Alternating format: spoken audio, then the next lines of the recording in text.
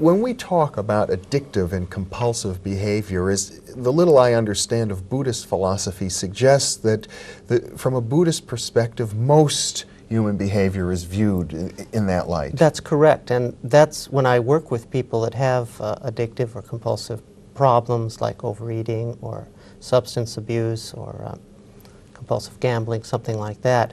That's one of the things that I really emphasize with them, is that their behavior is fundamentally not different from the average person, only that the compulsiveness or drivenness, which is my word for it, is all concentrated in one object, and that object is very self-destructive. Mm-hmm. But the average person is driven constantly, and that quality of drivenness, which is largely unacknowledged in the so-called happy or adjusted person, is what blocks that person from experiencing the really deep spiritual self or the transcendent spiritual experience. So the person that has a compulsive disorder, like overeating, undereating, something like that, on one hand we can say that that person has an immense personal tragedy.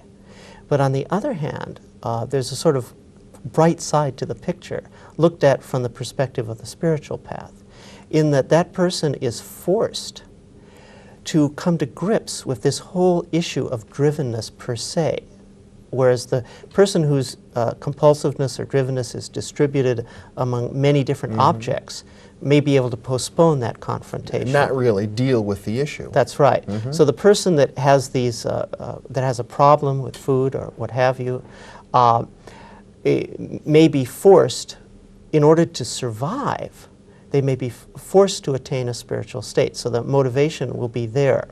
And my job as a meditation teacher is to teach them the spiritual dimension of the path to sobriety or abstinence. Well, Buddha, one of his basic teachings, as I recall, is that all of life is suffering. Well, let's put it this way.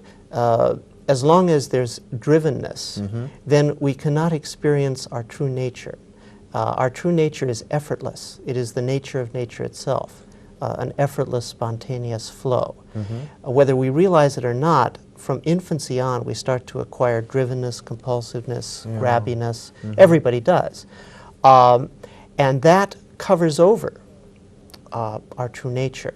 So as long as that is covered over, then yes, life is going to be suffering.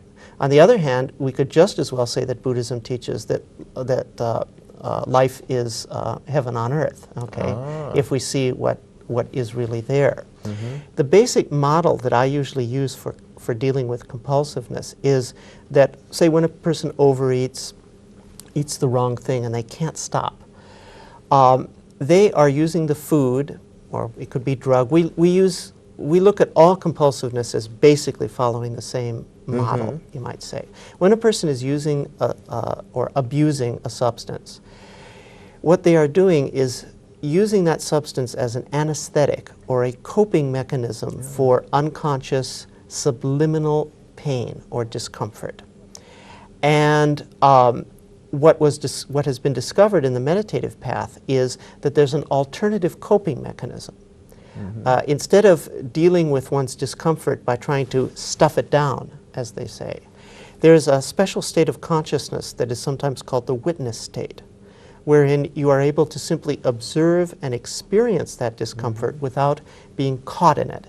And when you're not caught in it, it doesn't get exaggerated into a suffering that must be relieved by doing a self-destructive activity. So we teach people how to enter this witness state of consciousness and then simply observe the discomfort in a way whereby it doesn't drive them.